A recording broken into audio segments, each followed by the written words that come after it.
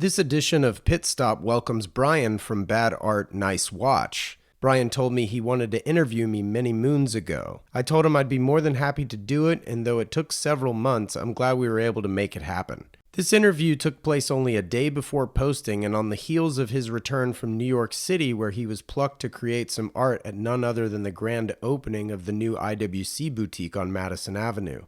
I hope you enjoy our conversation, and as always, thank you for listening.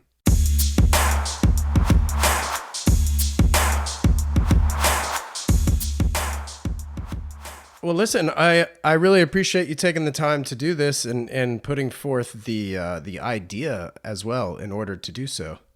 Absolutely. I'm jazzed. Yeah, I'm glad that we got a chance to talk about that. God, what was that? September, October? Yeah, well, I mean, I guess I last saw you in November, right?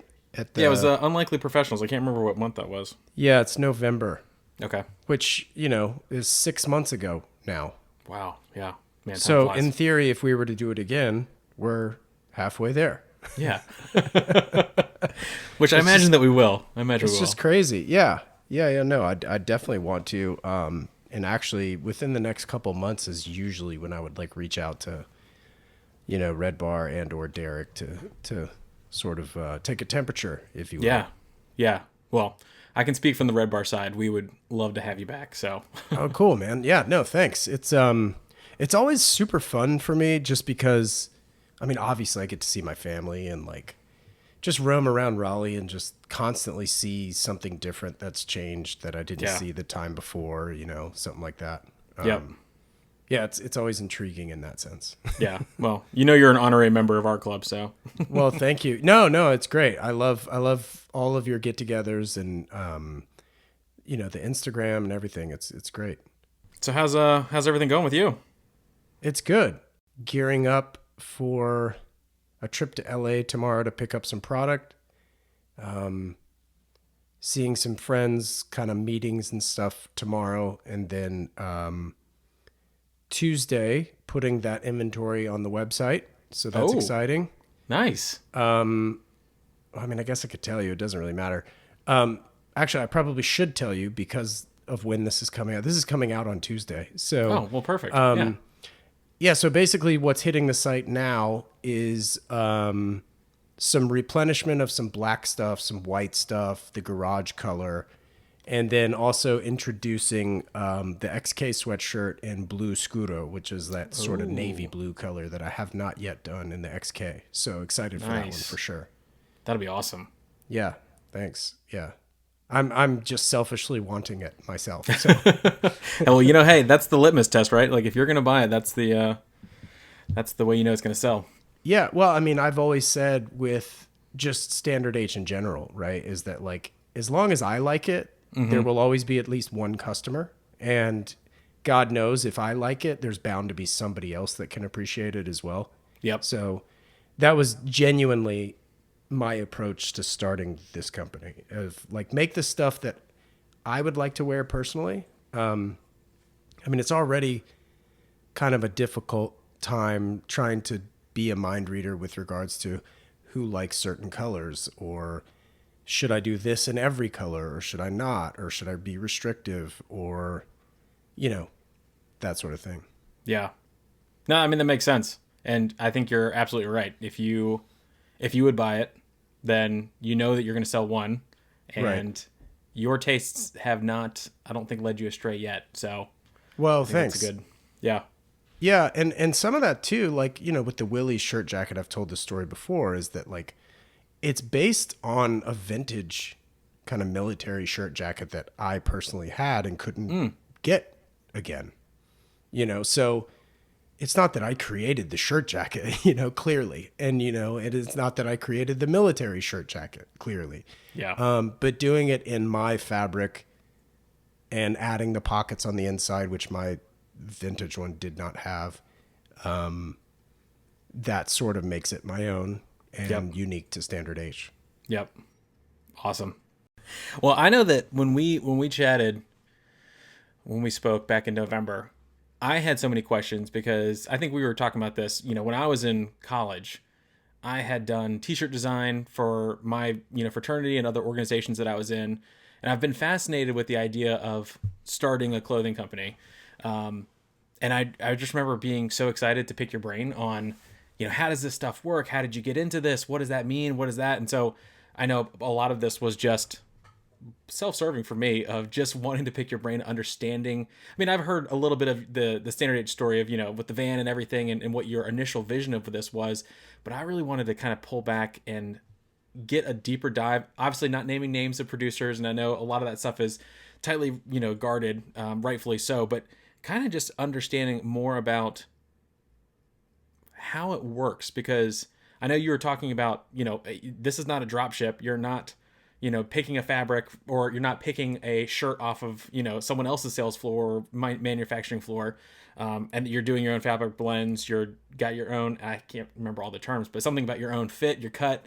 So I wanted to kind of get a little bit deeper understanding and ask you some questions with regards to that. That was cool. Yeah, no, 100%. I'm glad that we're doing this, because a lot of times I fault myself for not being as articulate as maybe I need to be with describing why it's different, how it's different. So this is the exact platform. Now, I also realize that I am the major point of distribution of this conversation. So I might be preaching to the choir in certain respects, but yeah, no, let her rip. Yeah. Well, because it honestly, actually, let me sort of interrupt you. Sorry, is that I'm actually doing both. So the screen printed T-shirts with my logo on them, that is a bought blank. Oh, okay. So, and those are the only shirts that are that way. Now, without naming names and such, I could tell you who I use, but it won't really help the layperson in Charlotte or Minneapolis or whatever. I buy a blank T-shirt, which I like. So maybe my advice is, if you want to do screen printed shirts, find a shirt you like and buy that shirt, right? Yep. Then take it to your local screen printer, because that's exactly what I do. My local screen printer just so happens to be the one that does it for Quicksilver and Billabong and all the rest of this. So nice. I trust their work. Yeah. They've been in the business for 40 years. So, it's not some guy in his garage with just one squeegee doing one shirt at a time, So it's one of those things where that I am fortunate to be subjected to. And honestly, even being in San Diego, I still am jealous of the companies that are literally based in LA or literally based in New York, because they have that community immediate to them. And typically the communities also of like-minded people. So there's far more people like me in LA, in New York, that are not here in San Diego. So it's a struggle from that perspective. Yeah. Well, that makes sense. I mean, we can get into it later, but I was just up in New York and seeing how quickly you get in touch with people who have, to your point, like cool creatives who are doing cool things and want to collaborate with other cool creatives who are doing cool things. Yeah. And how easily being in a place like that just grants you so much more access than Raleigh, North Carolina, or even San Diego. I'm sure you're going to have a lot more connections than probably I do in terms of some of the stuff, but a lot of the realms that you and I orbit it would be nice to be in one of those larger markets where you can really talk to some of those people who are doing some stuff. Couldn't agree more.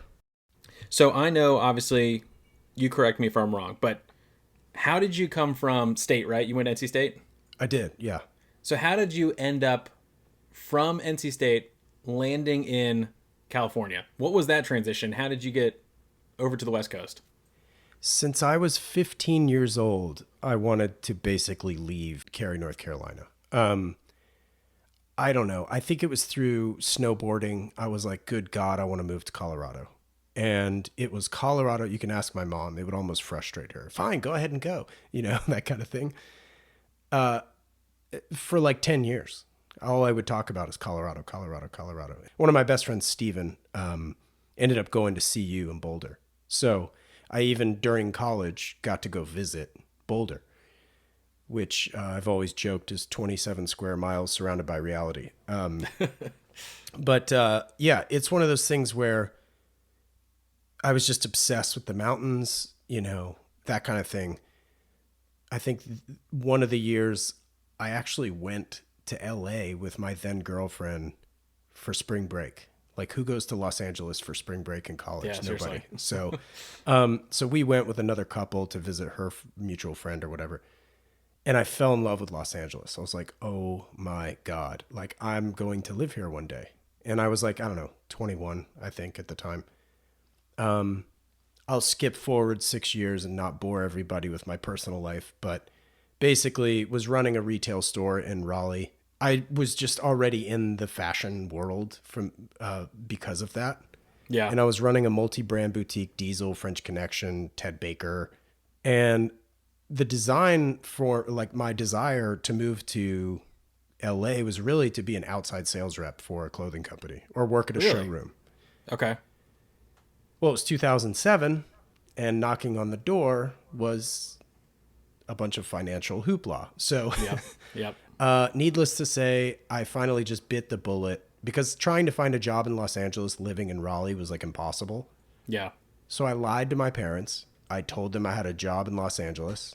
I packed up my stuff. I drove across the country in 9 days. I stayed with Wow. friends every night except for one night in Baton Rouge. But luckily I had friends all across the lower part of the States and could crash for free. And yeah, so I pulled into LA. I think it was April 23rd, 2007. And immediately hit Craigslist. I was knocking on doors for jobs. I was trying to work retail. And finally landed on a job that was like basically marketing, PR, and then sort of like a car broker for the movie industry. So I was placing cars in TV shows, commercials. I did the MTV Music Awards, the show 24, like all kinds of stuff. So I was placing cars for that. And then the writer's strike, the original one, or one of the original ones in 2008-9, laid me off. So then I got back into retail as a stock supervisor of all things. I mean, I had managerial experience, but then became basically a stock supervisor for James Purse and worked for him for the better part of 5 years. And he's who moved me to San Diego to run the store down here. Oh, okay. So that's how I ended up in San Diego. Wow. So it was always kind of still connected to the fashion world. 100%. Like, what's funny is, like, the car thing was kind of exciting just because of the projects that I was placing cars in. The actual job itself wasn't that sexy. It's a lot of dealing with art directors that want everything yesterday and they want it for free. Yep. So it was just this constant push and pull of negotiating car rates and, oh, well, can we get it delivered for free? And I'm like, well, it's not free to us, So I mean, that's every industry, I guess. But Yeah. but yeah, that's how it all happened. And for a quick blip on my radar, I did sell Audis and Porsches in like 2004. Okay. So I've always been obsessed with cars as well, just since I was a kid, but never that like technically minded. I don't come from a car family. My dad was not a car guy. I never learned to change the oil when I was 16. Like things like some gearheads are like really into quite literally the nuts and bolts of cars. And Yeah. I was just never subjected to it. And I didn't do that deep dive. I was too busy with baseball in my free time, basically, which then became golf. But anyway, Nice. it's just a side note. I understand that one. Yeah. I understand that one. Yeah. So you get to San Diego. You're working for another company. I'm sure you had this little kernel of an idea of Standard H brewing in the back of your head. Walk me through the initial ideation of this is what I want to do while still maintaining another job. And then also, what was the catalyst to say, okay, it's time to close that other door and jump, face first into this next endeavor? Really good line of questioning. Where should I start? Let's see. Okay, so basically, I had left James Purse for Gucci because they offered me $13,000 a year to have less of a title. So I went to a bigger store, got demoted by title, but had more responsibility and got paid more. All I saw was money at the time. So I was like, of course, you know, and Gucci is a very reputable brand. I went there, though I hear the company is very different today. The corporate culture then, I absolutely hated. I worked there for a year and a half or 2 years. I think I was there for 2 years and I was looking for a job for 18 months. So within 6 months, I was like, I got to get the hell out of here. You know what I mean? Yeah. In hindsight, it's fine. I met some great people, still friends with a lot of them, but the company at large, which again is not like this today, not my vibe. All the while, I've been wanting to start my own clothing company since, I don't know, high school or college. And while I was at NC State, I took entrepreneurship, and your final exam, if you will, was writing a business plan. So I was obsessed with snowboarding, as I mentioned before. I was obsessed with, like the X Games and stuff like that, which I ended up working for in the summers. So I worked for the X Games, I think, for 2 or 3 years. And I wanted to start like an action sports line. I wanted to start another Billabong, basically. Yep. But that was in college. Fast forward to 2015, I'm working for Gucci. My style's maybe a little different, a lot different. Saw what James Purse had done, but I kind of wanted to do it for like cars and surfing and specifically cars, I guess. Did a quick Google search because my idea was to have a Volkswagen van again gutted and made into a mobile store. In that Google search, in the images, I found the shift gate pattern. Oh, wow, this thing shifts on a standard H. So I was like, standard H is cool. Quick Google search for the URL. It was taken by Standard Hydrogen Corporation. That's why I have a hyphen in my URL. Yeah, but the LLC was available, so that was great. I will sort of interrupt myself by saying when I was 29, getting laid off and going back to work in retail as a stock supervisor, I think I was 28 actually. I'd opened the store in Malibu. It was great. James Purse, great company, super fun. But I'd always thought like I really wanted to make 6 figures by the time I was 30. Well, I wasn't there. I wasn't even close. And I basically hired a career counselor at the advice of my dad. Because I was like kind of depressed, to be honest with you. I was just like, dude, I'm not going anywhere. When I was living in Raleigh, I was like, meh, I don't really love it here. You know, no offense to Raleigh, of course, or anything like that. But it was just kind of like, I knew a lot of people in Raleigh and I felt very insulated, which was nice. It was like a warm embrace, a warm hug. But like, I'm an adventurer by nature and I like to be uncomfortable. And like, I really wanted something big. I'm an extrovert. I love meeting new people all the time. Retail is great for that. But that's also why I wanted to be an outside sales rep. I wanted to travel. I wanted to go. I wanted to meet people and sell stuff that I really liked and things like that. But I wasn't doing that at 28, 29. So I hired this career counselor. And basically he was like, the advice that I think a lot of career counselors offer, and that's, if money were no object, what would you do? And I was like, well, I mean, I answered him in 2 seconds. I was like, I'd have my own clothing brand. And he's like, well, then go do that. I was like, do you have any earthly idea how much that would cost? And he goes, well, then borrow the money.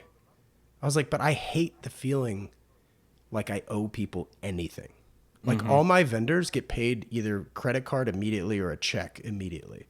I've never done the net 30 thing with anybody, and they love me for that. Because I hate feeling like I owe anybody anything. Like I just don't like it. You can owe me, it's fine. And that's not like a leveraging technique that I don't care. It's that, you'll pay me. I trust people. But I just don't like that feeling for myself. So, but he flipped the script on me. And again, I'm 29 years old. He said, well, Wesley, what I can offer you now is, do you invest your money in the stock market at all, ever? Like, be it your 401k, do you pick the stocks and yada, yada, yada? And I'm like, well, I mean, I do to some degree. I don't make a huge amount of disposable income, so I'm not investing a ton as it is, but I do have 401k and I, do make certain choices.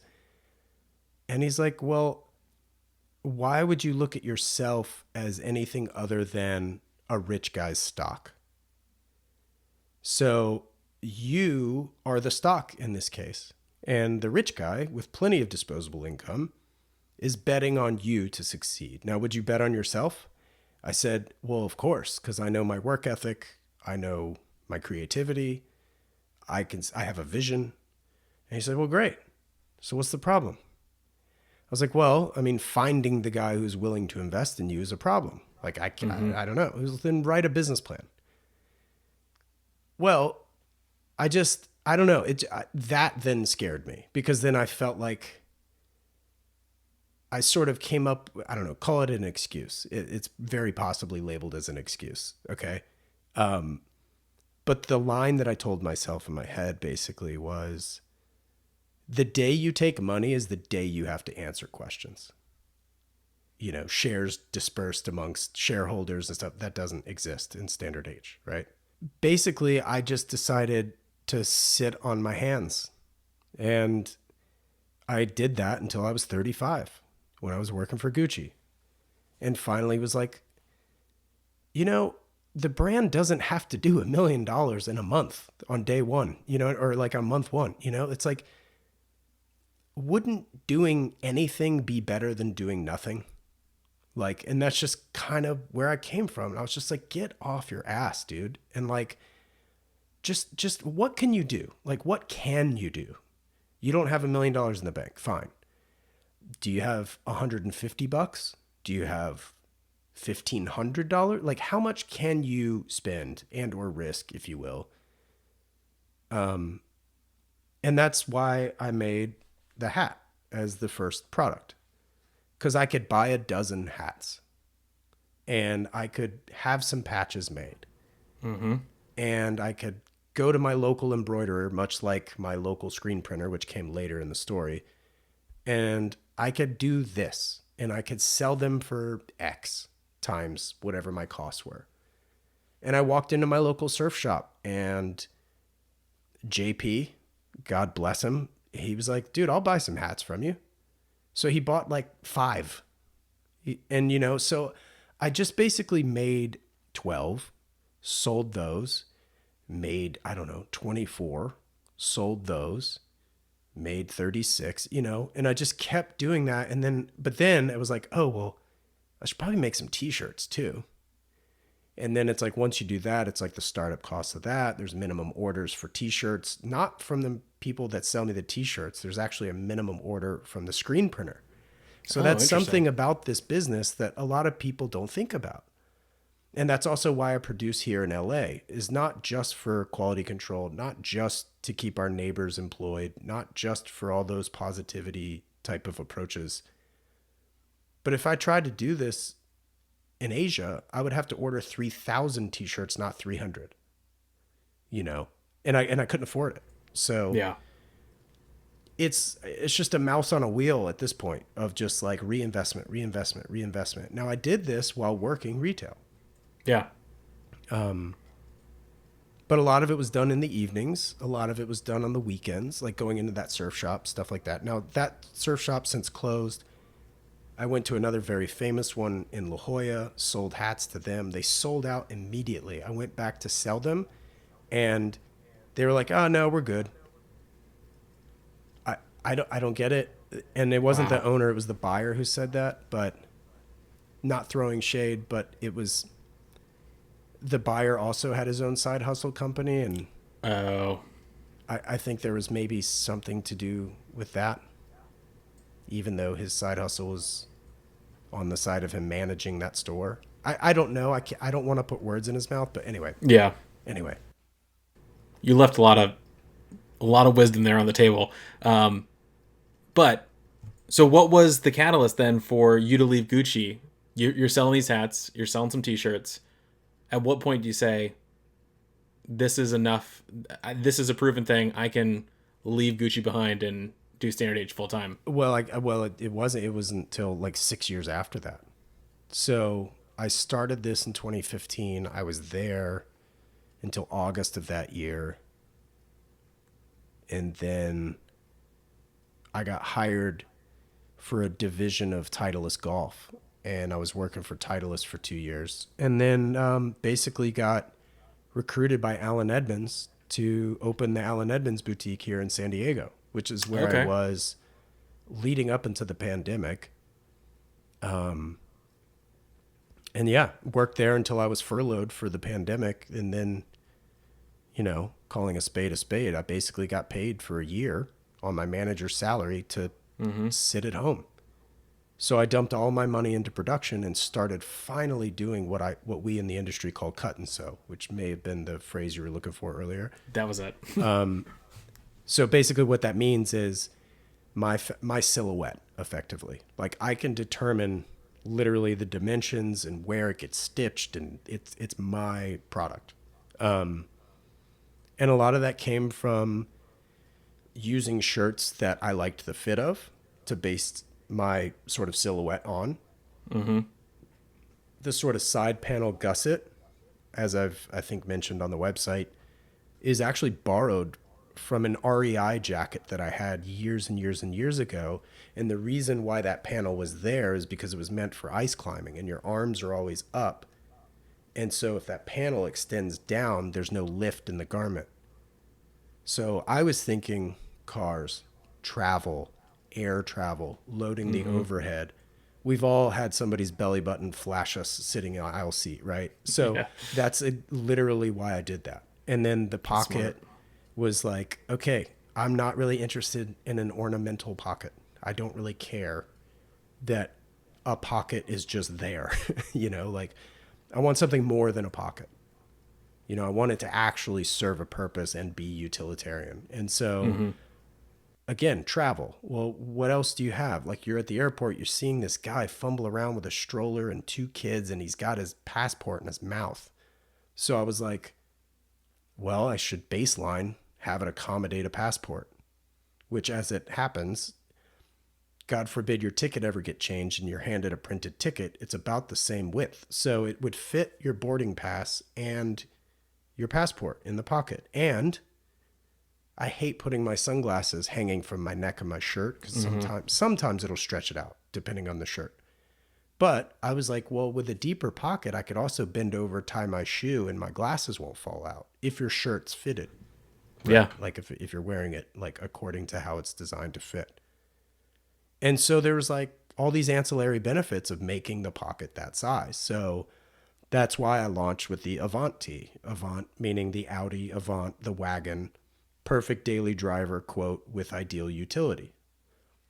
So then I was like off to the races with, which is all concepts that I thought about leading up to this, like long before, like naming the products after cars, calling the colors after automotive paint colors and or like automotive inspiration. All of those things that, like, I worked for far too many brands that used periwinkle as their color or cloud or sky blue. It's like, well, I can call these colors whatever I want. So why don't I just match them to the cars that I love so much? And that's literally how that happened. Yeah. I mean, unless you're colorblind, you're going to see what it is. So you might as well have a fun name for it. Well, yeah. Well, thanks. Thanks for noticing. Yeah. So you have started Standard in earnest. You are no longer working for Alan Edmonds. Right. You're now able to do your own cut and sew, now that we all know what that term means. Right. You've based it off of sizes that you like. Talk to me about the fabric selection, the material selection, the thing that besides your silhouette really makes it Standard H, because I have to imagine you have every possible variation of cotton blends, all kinds of stuff. So how do you go about picking the material that you want? 2 things. One, I always joke, I got my PhD in t-shirts at James Purse. He's very well known for his t-shirts. He's also very well known for a really soft hand, but he's also very known for a thin t-shirt. And I saw that the thinner t-shirts get holes in them over time. Personally, though, I'm not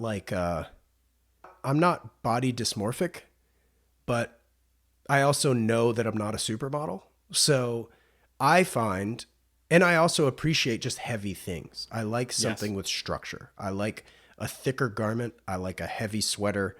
I like a car door there's a thud. I don't like a ping. I mean, everything. I love heavy shoes. I like just my golf clubs are arguably heavy Mm. as far as a swing weight goes. Um, I don't know. It's just what I like. And I'm with you. It drapes nicer, in my opinion. well, and here's the thing. Unless you're shaped like an upside down Dorito, like, and everything just drapes on you like a supermodel, Mm-hmm. I find that these actually make men look better. It makes you look like you maybe have more of a chest than you do. Mm-hmm. Gets away from the dad bod thing, you know? And there's nothing wrong with having a dad bod, obviously. As I get older, trust me, I understand how difficult it is to be in shape. Yep. And I find that like in sport, what did Deion Sanders say? It's like, if you look good, you play good. If you play good, they pay good, you know? Mm-hmm. And so like for me, it was more like, it's also like, if you look good, you feel good. And when you feel good, you play good, you know? And that could go for business. Walking into a sales meeting, you're going to be more confident if you feel good that day. And to me, and I know we're talking t-shirts here, but I mean, there's a psychology behind all this stuff. Oh yeah. And like self-respect and in your emotional intelligence of yourself, you know, like how you take care of yourself. I know obviously like mental health's a huge topic these days that I don't know, maybe even in like 2015 wasn't really talked about. But I knew that there's a reason somebody gets up every morning and puts on what they put on. There's a reason.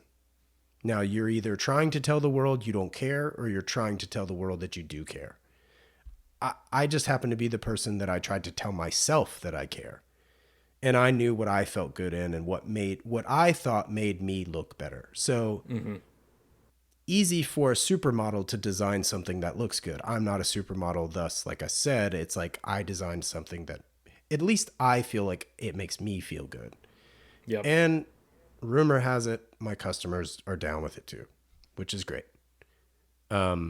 So that's sort of how I chose the thickness of the fabric, and I knew I wanted it to be soft. Mm-hmm. And that's really, I guess, the answer to the question. Now, I was mentioning the Avanti earlier.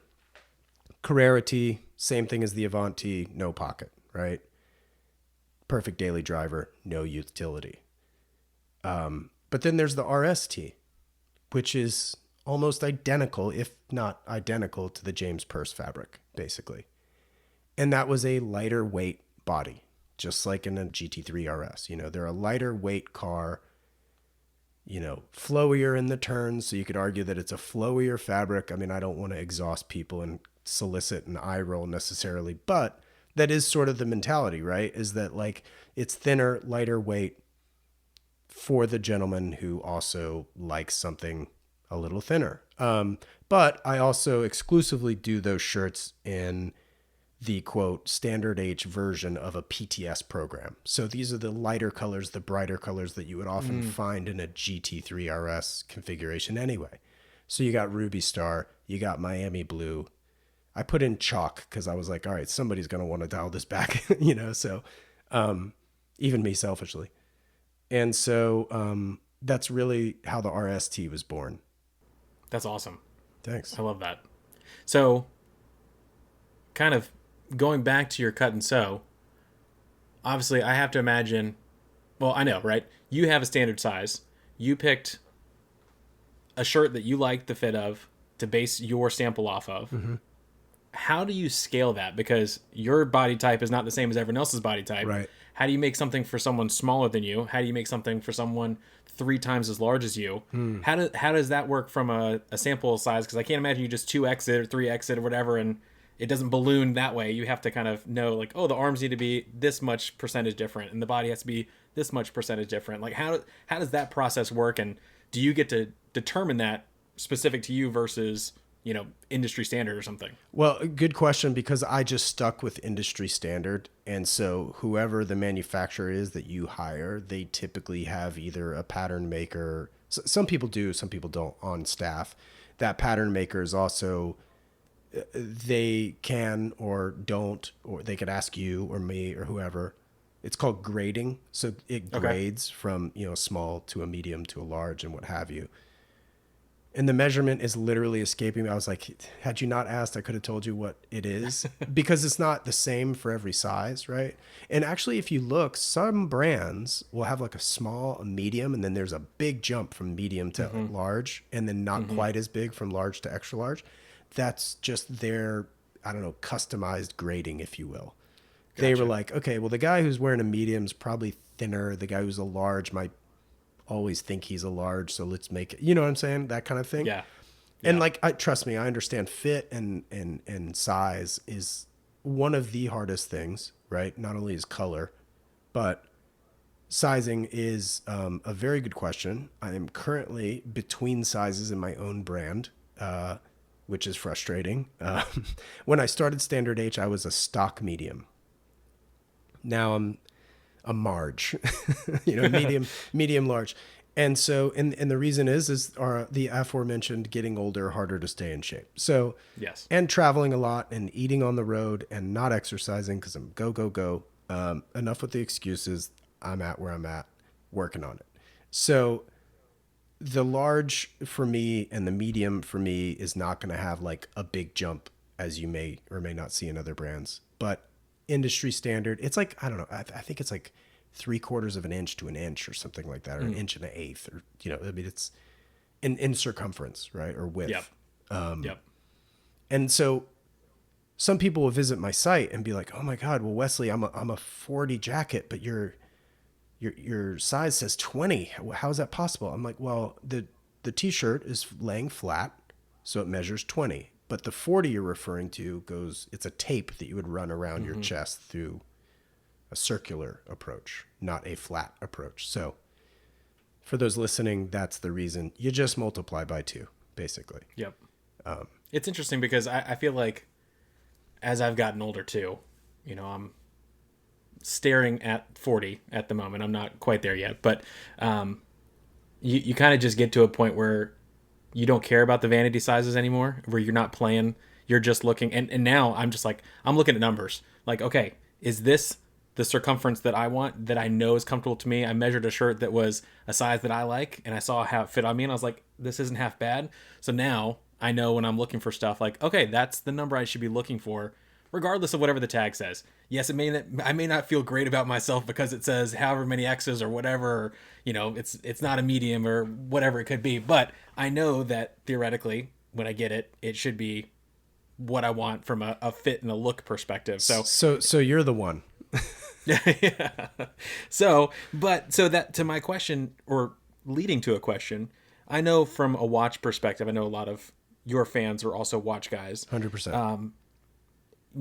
We have so many measurements when it comes to watches. Totally. What's the diameter? What is the lug to lug? What's the lug spacing? Thickness, what is yeah. thickness, height, all this kind of stuff. And it's all about trying to make sure it's something that someone will be able to fit into without pulling up your website, which I should have had up on a separate monitor, and I don't want to make all these key clicks on on my side. It's totally fine. What are the measurements that you offer for someone to be able to assess if that piece of fabric, that garment, is going to fit them well? 3 of them. It's width, which is usually give or take an inch below the pit. So what I would say is, if you are looking for a t-shirt on my website and are unsure what size to buy, my advice is to lay your favorite t-shirt down on a table or the floor, measure it about an inch below the armpit, straight across, and see what size that aligns to on my website. Now that's width. I also offer length. I'm 5'10", so I'm not very tall, right? But I don't love really long t-shirts. So there are like the 4 people in the last 6 years who have been like, your shirts are too short.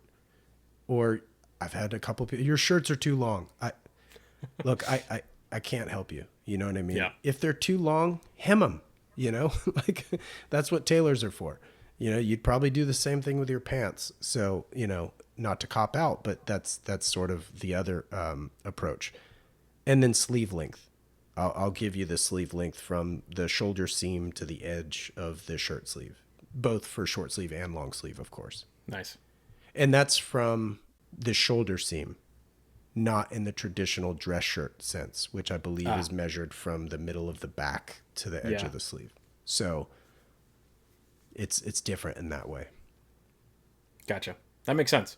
Do you do sleeve opening? Because I know that's also, I'm thinking of shirts that have fit poorly in the past, and even you may have some measurements that look good. Maybe the sleeve's a little longer than you want it to be, but it's also like gaping and you look like you're wearing your dad's shirt. Right. How do you go about choosing, whether you're a buff guy or you're not? How do you get that measurement right? Yeah, okay, so there's a couple things here, which I'm glad you asked because I don't think I've ever talked about this. I do not give you the sleeve opening. No reason other than I just haven't. But the way I also tailored my fit from day one was that I personally feel like the best looking t-shirts fit almost similar to the best looking polos. And traditionally, a polo fits you mid bicep or just a touch longer than mid bicep. If you're in shape and you feel good about yourself, that's going to look really good, as far as like just exposing just enough arm to where you're not like, I don't know, trying to look cocky, I guess. But like that was the approach. And so my sleeves are nice and fitted like they're supposed to be. But this is something I've also not talked about. The shirts themselves, though they don't have elastic in them, there is an elasticity to cotton, just like your jeans. When you try on your jeans, like if they're 100% cotton jeans, you'll find that as you wear them, they'll expand a little bit. It's the same thing with your t-shirt. So what I have often said is like, if the shoulders look good and they're like, maybe you've just been really hard in the gym and your arms are huge, just stick your hand. I know this is audio only, but like stick your hand while wearing the shirt up the sleeve from your elbow and just like pull the fabric a little bit away from your bicep. If the fit's bothering you, right? Mm-hmm. And me being in between sizes, let me just touch on my own situation. I do the same thing with the body of my shirt sometimes to where I feel great in it all across my chest. I feel great in it with the sleeve, close to my bicep. I feel great around the rib cage. But, my spare tire down by my belt line is not helping, let's say. So what I'll do is I'll just stick the back side of my forearm up through the bottom of my shirt and just push the garment away from my body slightly. Not crazy, because it'll look crazy.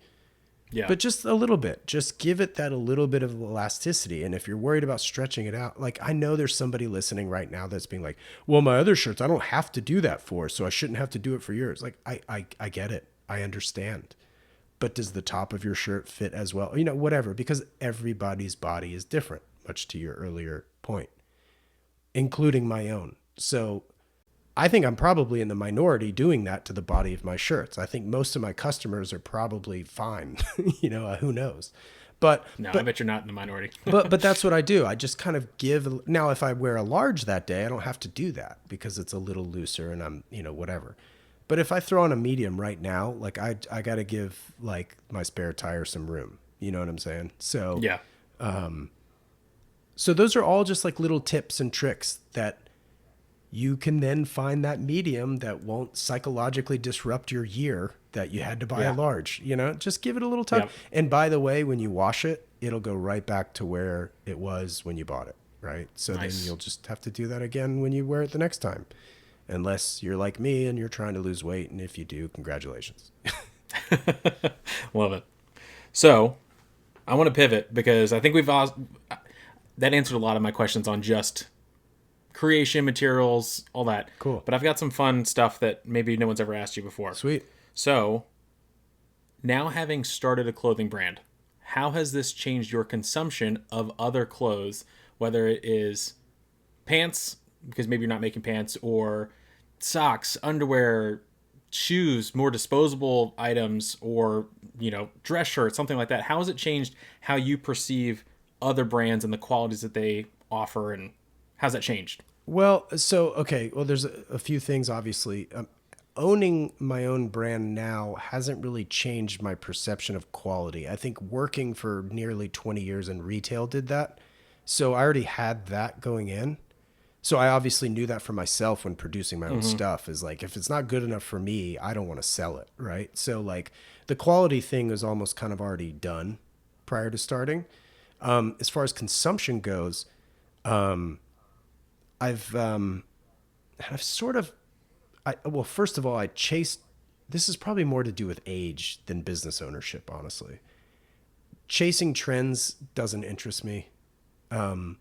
Buy less, buy better is something I just learned years ago. And I think that was a part of like the blogosphere era of 2008 to 10, the hashtag menswear. Yep. So there's that. So really it was a function of, okay, find one pair of jean and buy two or three of them and then just stick with that. So I'm a double RL jean guy. Mm-hmm. However, I will say at some point I do want to produce bottoms. Like, little known fact, I actually produce shorts on year one, and it's really hard to sell shorts online. But now that I'm at least somewhat established in a certain way, Mm-hmm. like I feel like I could introduce a bottom and have sort of the A, understanding, and B, trust that it's going to fit well, and all the rest of that. Still, that's a bridge too far right now. I think I still got some time before I start launching shorts and pants, because everybody's going to complain about the length, of the shorts, and then multiple lengths, and then it becomes a stock thing. Anyway, I'm getting off track. So the thing is I don't know. I think the fit is really where I'm more picky than I've ever been, Mm. because of just like I know what I like, because I've had to go through so many iterations and nip and tuck and version one of the Willies and version two of, or version two of the Targa Florio, or like what have you. And so now when I shop other brands, it's like I kind of know what's going to fit. But with dress shirts, I finally I was referred to Proper Cloth, which I Oh think yeah. I've shared before. In New York City, they have two locations, Midtown and Soho. For the price you pay, I mean, I think they're made in the Philippines or Vietnam or somewhere, but the fabrics are great. They'll use Thomas Mason fabrics, which J. Crew uses historically. A lot of brands use it, frankly. I mean, you're talking anywhere from $125 to $250 for a shirt that is custom made for your body. Like, you can't beat that. Like, if you go to Turnbull and Asser, like, that's a $600 shirt. You know what I mean? If you go to Charvet, like, that's a $600 shirt. So I've turned to them for like my Oxford cloth, for my dress shirts. I've tried some other people, but again, they were, I don't know, 250 bucks, 275. Now, granted, the other thing is, and this is where it's kind of a struggle too when you're talking about fashion or watches or Mm-hmm. anything that you care about detail, is that like there's so many approaches to it where there's like, we'll get the look for less. Well, if you're like me, you want it to look a certain way. And if you have to have it, you know, quote unquote, a certain way, then you're going to have to pay whatever the price is to make it look that way, right? Like architecture, minimalism, like minimalism in architecture is expensive because it's so easy to see the mistakes. To Mm-hmm. make a wall completely flat, completely straight, and minimalistic is so hard to do. That's why it's expensive. It's the same in clothes. Like if you're going to make a silhouette to fit the majority of people as opposed to just you, it's going to be cheaper. Mm-hmm. It's when you're disrupting manufacturing effectively to fit Bryan or to fit Wesley, the disruption's what's expensive, frankly, Yeah. you know? I mean, unless you got a robot, which I'm sure they do, which is why it's cheaper, but I have no idea. But yeah, I'm more picky on fit, I would say. And just quality of materials, like with shoes and such. Mm-hmm. Like I just buying cheap shoes is just so it's just not worth it, Yeah. because then your feet end up hurting, and or they're slipping and giving you blisters, or they just look like garbage. Yeah. That's something that I've realized too, is especially for someone whose weight fluctuates like mine. Sure, your feet do You too. can always, yeah, but for the most part, you can always, I can set aside, good money for shoes because I know that whether I'm a large or an XL, those shoes are still probably going to fit me. True. And so they kind of, they're not as cyclical Yeah. as other clothing. And I'll do you one better. When you wear them out, you can get them resold usually. Exactly. So the longevity play, you end up getting, I don't know, 2.5 shoes, like depending on what you're wearing from Allen Edmonds. You can resole them at least once, sometimes twice. Usually not 3, because every time you do it, they're restretching the leather and you're using a little bit more. So, I mean, unless you're losing weight or something, right? If you're 300 pounds and suddenly you're 200 pounds, the width will change in your feet, bar none. But When you were talking about shorts, it actually made me think of just a whole nother question. Sure. Which I think it's really important because this is something that I've thought of and would scare me because I've thought about just selling merchandise for my own brand. And one of the big things that has prevented me from wanting to do that is even if I use a drop ship, what if someone's unhappy with the clothing? And I know that as someone who is making stuff like you are, I have to imagine returns hurt. And, I know that you stand by your brand and you're going to do what's right for your customer, maintain that. But walk me through what happens when someone says, yeah, I didn't read the thing. I really should have been XL, but I ordered a large. What does the process on your end look like when someone returns something? okay, so there's a few things to unpack here, and one of them, and none of this is me bragging, by the way. Like, I'm not. I'm very proud of it, but I'm not trying to gloat. And that is, my return rate of customers is extremely low, and my repeat business is like 70% of my customers. That's awesome. Which is very high, and I'm unbelievably grateful for.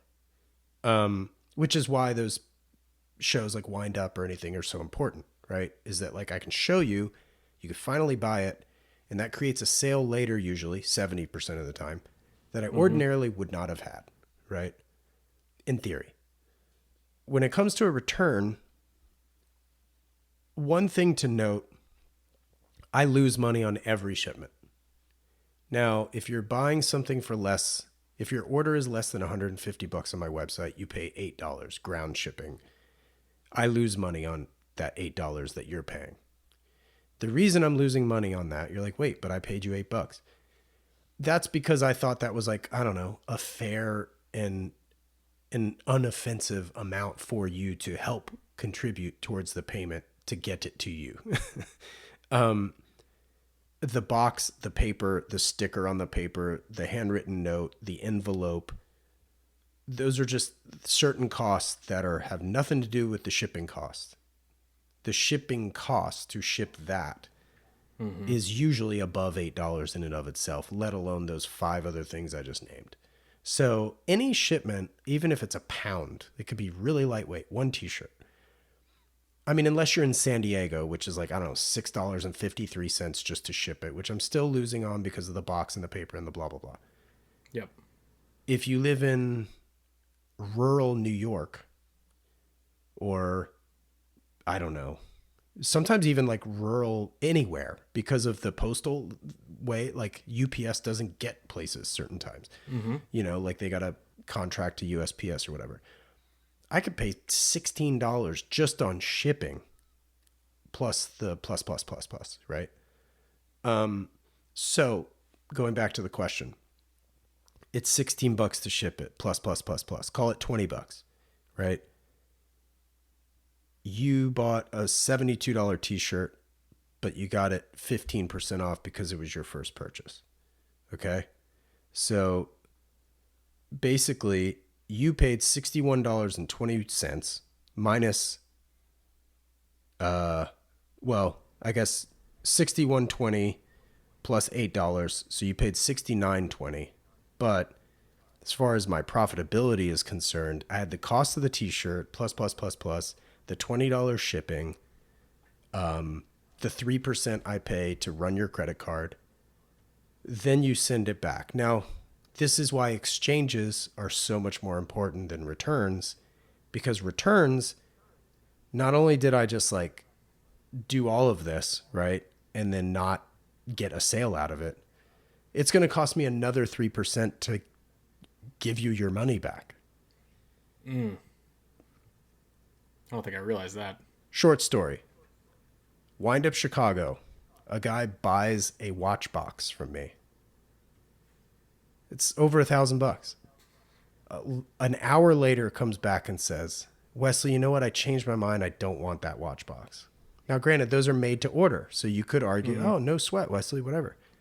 Well, because of the value of the watch box and the 3% to run it and the 3% to give it back, the dude cost me $60 for him to change his mind.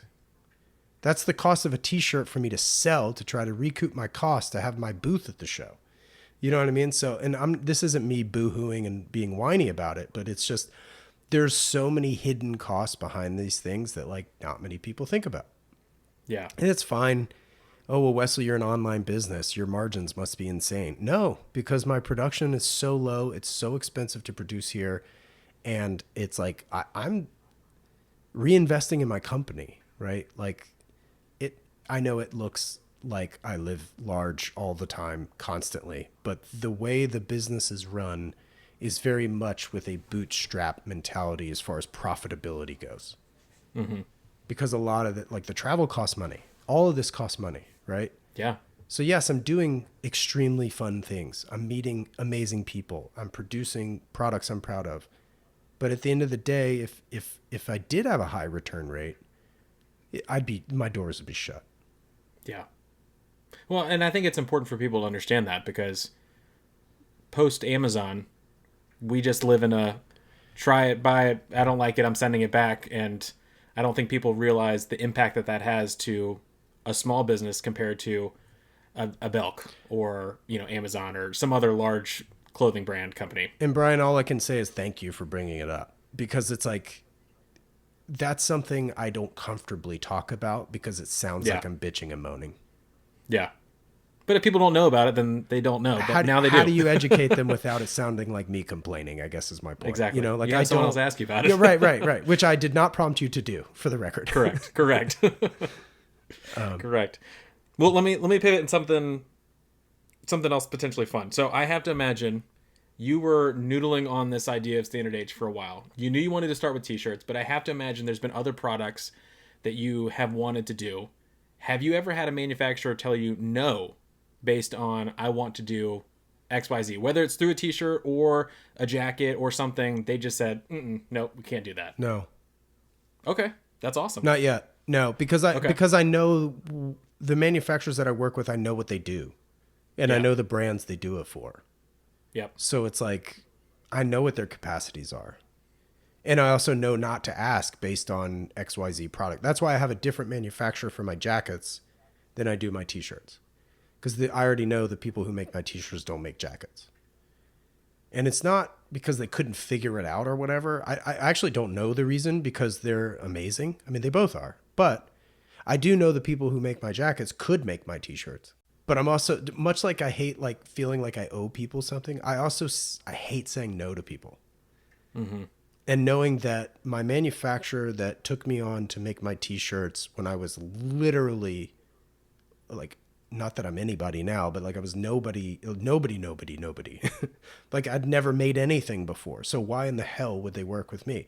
I got so lucky, Bryan, I can't tell you. Like, and I'm never going to leave them unless they close their doors.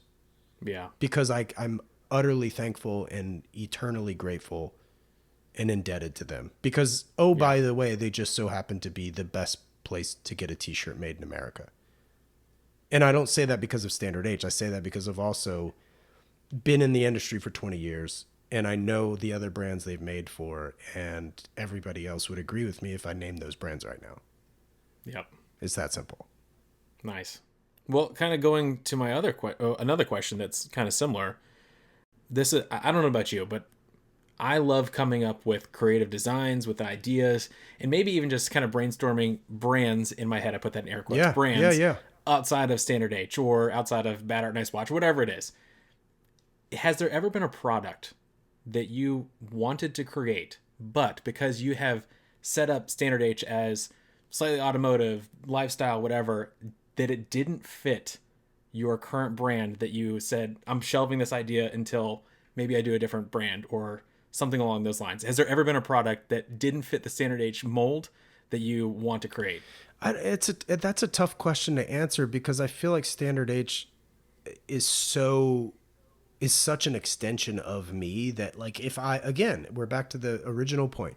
If I want it, it fits in the brand, which is something I struggle with online. And give me a second here, because it's not a straight line conversationally to get you there. Basically,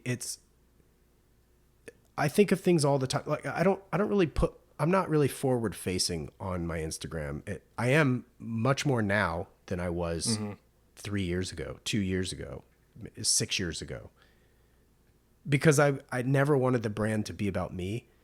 And my very closest friends have all been like, Wesley, you have to be the face of the brand. People want to see you. They want to hear from you. And it's something I battle every week, every single week. Like, my wife will even tell you, like, I hate posing for pictures with her because I hate being on camera. Like, it's not because I'll take 700 photos of my wife. But if I'm in the frame, like, it's just, I don't know, man. Like, I'd much rather be behind the camera. That and strangers don't usually take great photos on vacation. Like, I'd rather take that photo. So as far as the product is concerned, like, I have ideas all day. Like, I mean, honestly, it's been talked about a lot that I've renovated the house we live in. I hand drew our kitchen, like, on a piece of paper, and, like, gave it to my contractor and said I wanted it this way. And I was in here every single day overseeing it, not to micromanage, but just to be like, oh shit, I forgot that detail. Let's do it this way, or whatever, So, like, I have furniture designs in my brain that I would love to bring to the table eventually. And again, this is not me trying to copy James Pearce, but, like, if he can do it and Rick Owens can do it and Gucci's doing it, why can't I? But trust me, we are eons away from the Standard H chair. You know what I mean? Like, I'm too busy being interested in the designs that already exist in the world for me to actually think that mine are valuable enough to sell. So I'm not disillusioned quite yet, but I have designs on cool stuff. But again, I don't want to make a cheap version. It's going to have to be black walnut, and it'll be several $1,000s, because that's what I like and that's what I want. And sampling a t-shirt is far less expensive than sampling furniture. So even if I wanted to make it for myself as a sample, like, okay, so there's a suede jacket that I own. Again, much like the Willies, can't buy it anymore. Eventually, I would love to make this suede jacket for Standard H. I went to a very reputable company and threw out the idea of doing a collaboration because their stuff, their quality, their fabrics, it's insane. It's great. Not only are they not really interested in doing a collaboration, when I look at their retail and if they were to make it for me, I'm like, well, shit, I could literally make it for a third of that. And it'll be my spec and my buttons and not theirs. Or my zipper or whatever. So it's not that way in furniture. But so far the answer in short was no. There's not a product that I've thought of that doesn't apply.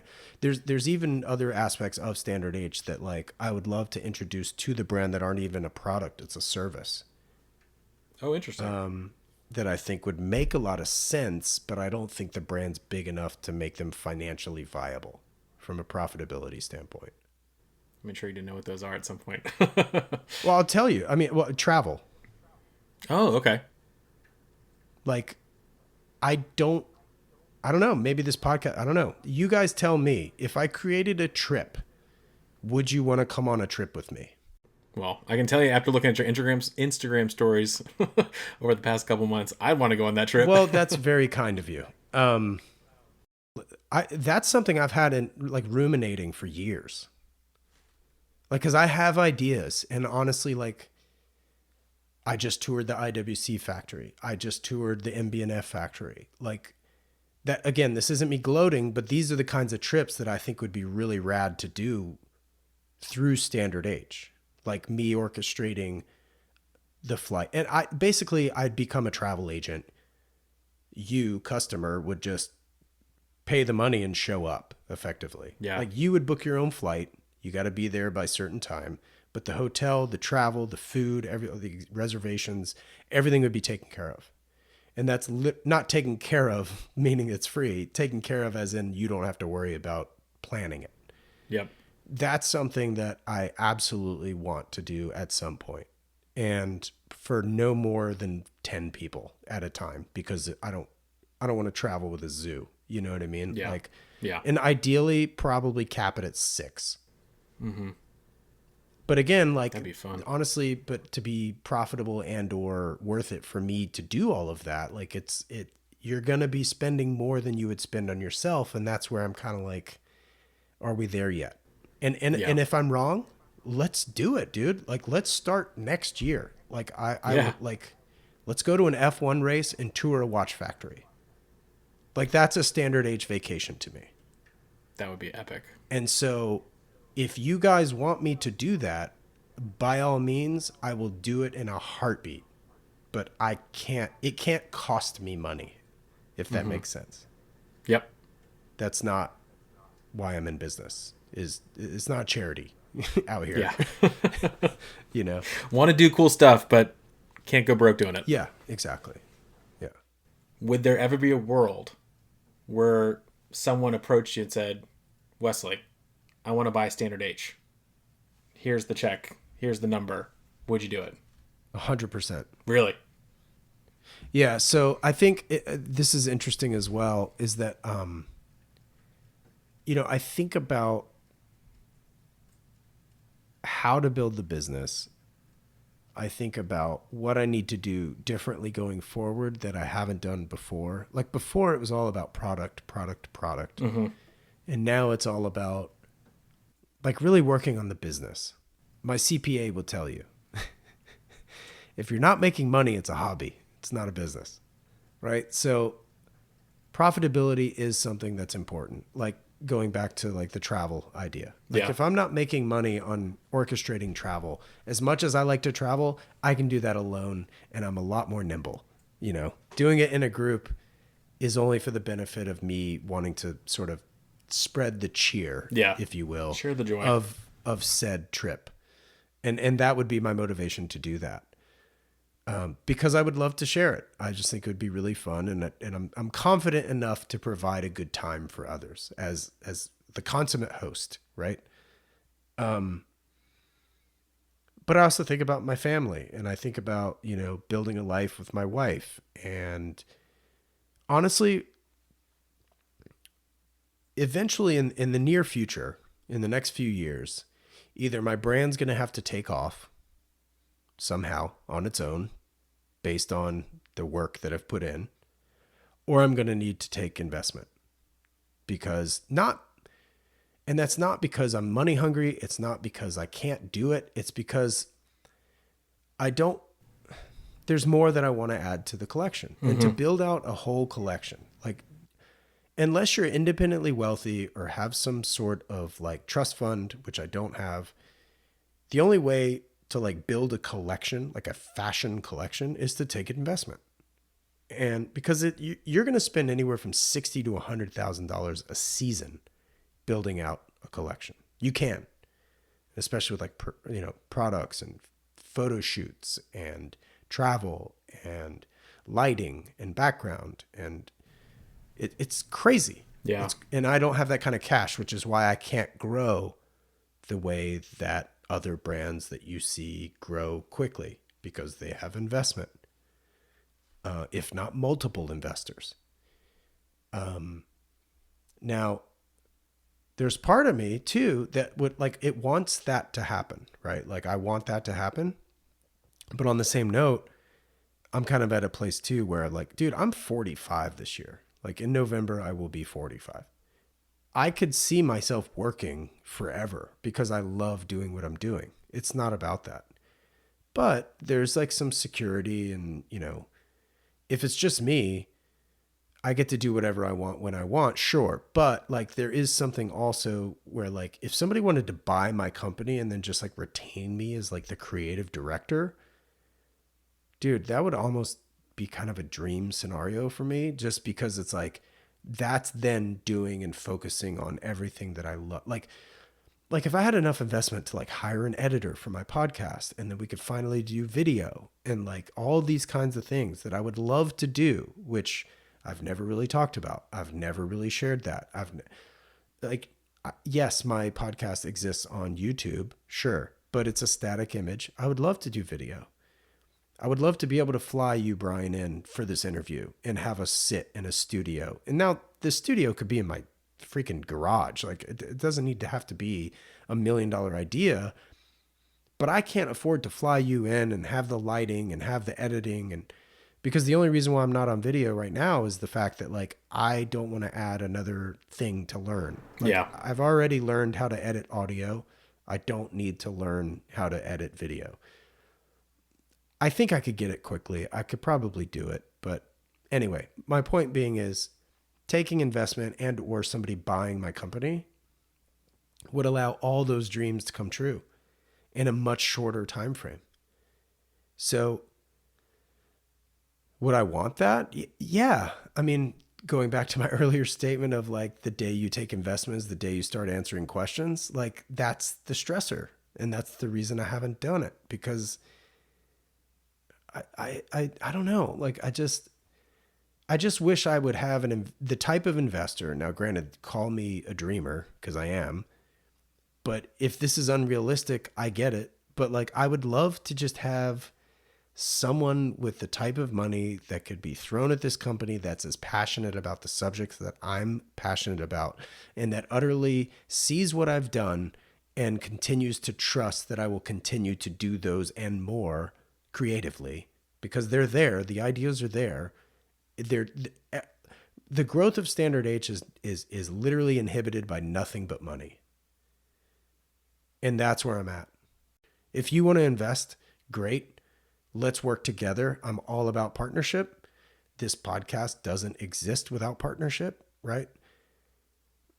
But like, I don't know, man. Like, I just don't want the phone call every Friday. How are sales? How are sales? How are sales? It's like, you got to understand what we're building. You got to understand that it takes time. Yeah. Sorry, I'm switching tracks again. No, I love it. No, it's great. So you've been in Southern California for a number of years now. When you come home, what's the first restaurant you're hitting? I mean, it's always Bojangles because it literally doesn't exist here. But I did see somewhere, I think LA's getting one, I think. I saw that too. Which is a problem because I can make an excuse to going to Bojangles routinely when I go home. Like doing that routinely here, I'm going to be living in my large t-shirts.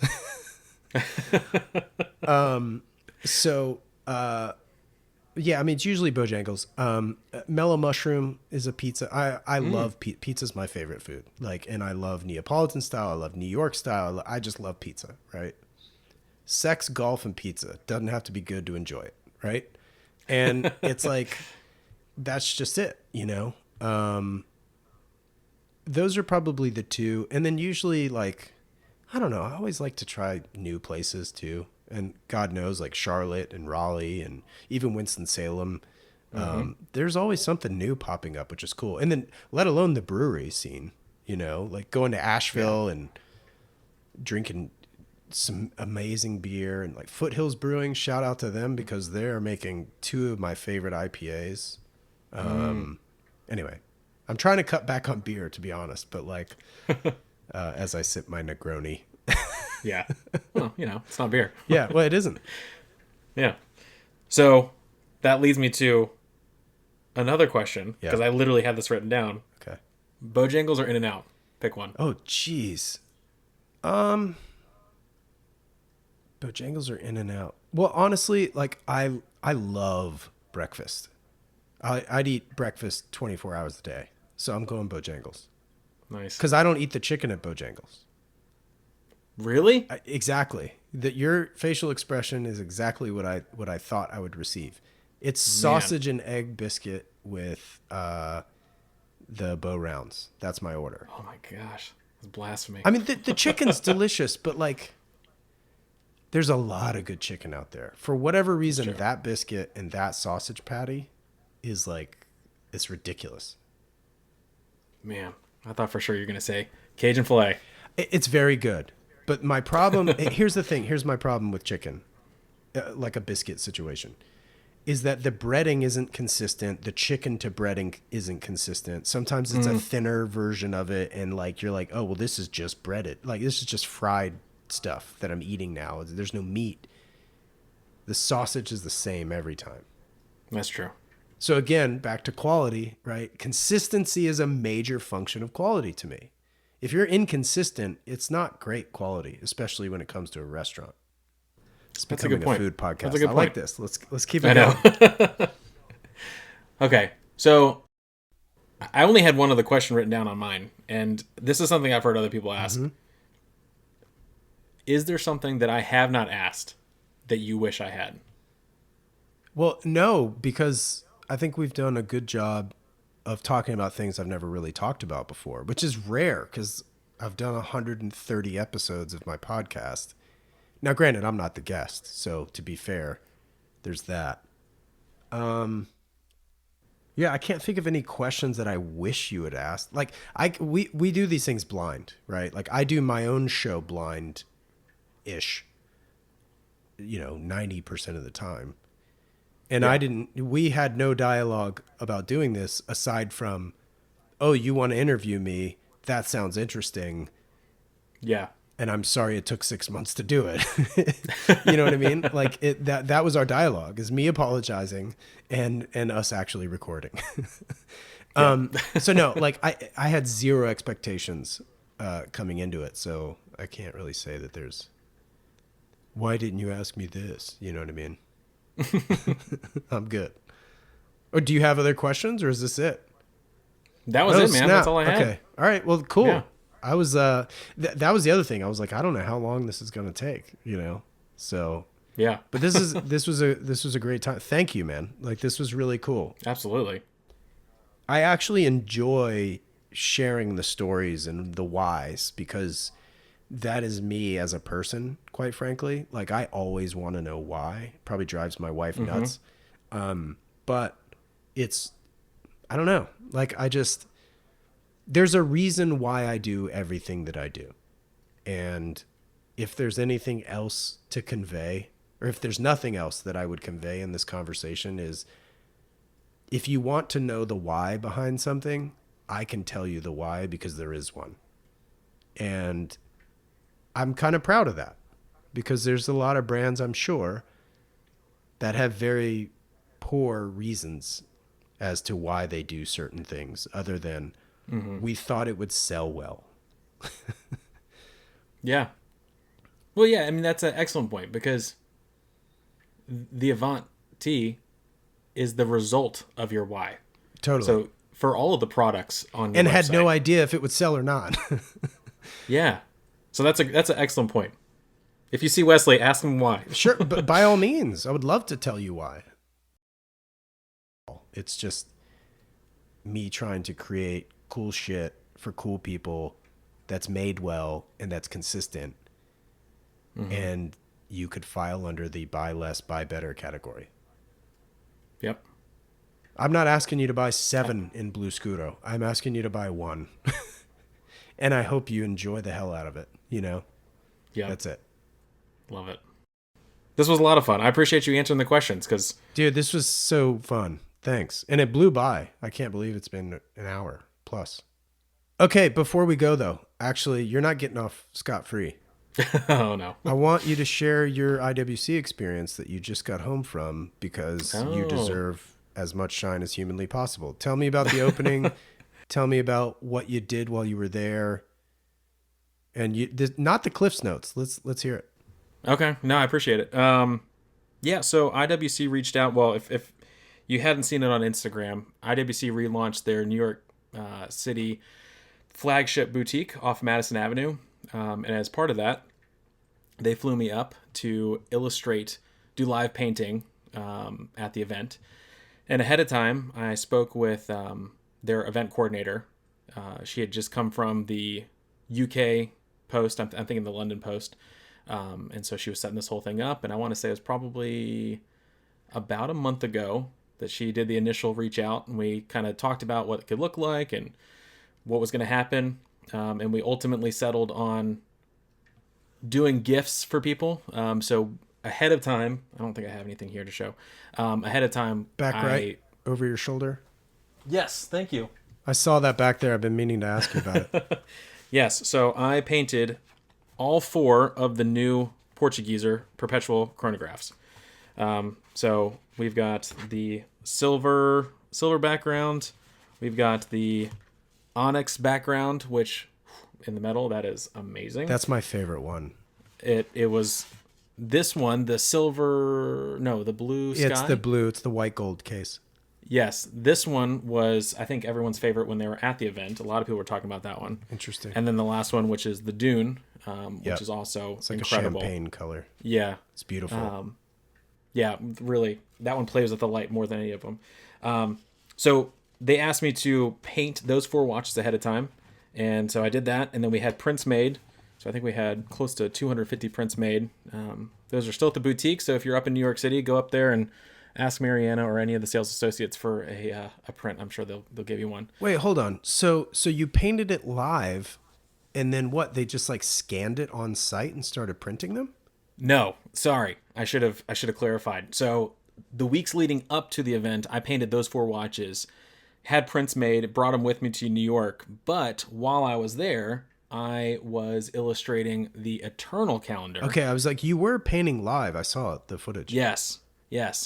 So I kind of did my sketch ahead of time, brought all my supplies, got everything all posted up. They had me in a cool little spot. So if you go check out the new IWC boutique, they have a giant coffee bar. I think it's coffee that you can only get at the IWC boutique. It's so sick. But to the right of that, there's a little nook area that I was posted up at where I was doing my illustrations. They had a DJ posted up at the front. She was doing a great job.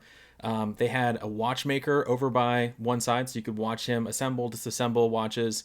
Jean Rousseau had a whole little station where they were letting people customize straps while they were there. They were there. Okay, yeah. Yeah, really cool. Amazing. And so I think that was all the posts of stuff that was happening. But yeah, so I started painting at, I want to say 6:15. And so I was kind of bopping in and did my wash, talking to people, and then I jumped back into it and kind of did some more illustration. So if you want, go check out, I have a time lapse on my Instagram. Yeah. Of the whole event, me getting there and setting up and everything, and then actually doing the painting. But it was really fun. It was it wasn't open to the public, it was invite only, but met a bunch of industry people, journalists, as well as other brand reps. A lot of people from Mercedes. I know that's a big partnership with IWC. So that was really cool getting to meet a lot of people, see a lot of faces that I've seen on Instagram. Ben's Watches was there. Cool. I'm going to leave Blake Bettner. Yep. A bunch of people were there. So it was really fun getting to see a lot of familiar faces and then also meet a lot of new interesting people. So anyway, yeah, we shut down the event at 9 and packed up, and I think I was back in my hotel room by 10:30, passed out, woke up the next day, went to Watches of Switzerland, saw my my buddy Richard, got to try on a bunch of new watches other than IWC, and then jumped on an airplane and was headed back home to Raleigh. I think, yeah, I was there for just about 24 hours. So that's sick.